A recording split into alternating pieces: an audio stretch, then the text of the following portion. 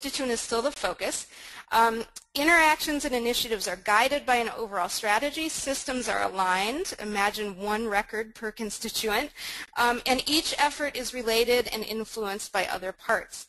So when the strategy is planned across department and channels, the relationship with the constituent is reinforced at each touch point. Internally, you're aligned, which, as I mentioned before, is a huge issue. You've pooled and strategically placed your resources, you're relating to your constituents, and you've really invested in smart technology. So wouldn't it be awesome if we were all right here? So let's talk a little bit about getting to this ideal approach and some things we can keep in mind as we try to get there. So, you know, there really are just some definitive steps that we can think about as we try to get to this ideal approach.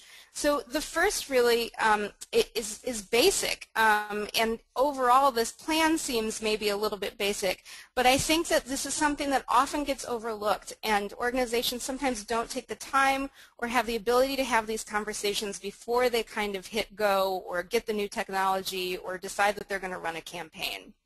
So let's go into a little of these with a little bit more detail.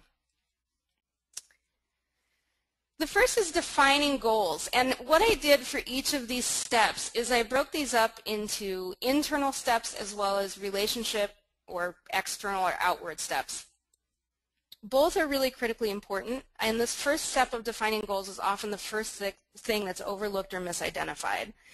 So defining goals requires really thinking all the way to the end of a project or a campaign or an overall strategic planning session to that annual board meeting where you're going to be reporting back on the performance of your efforts.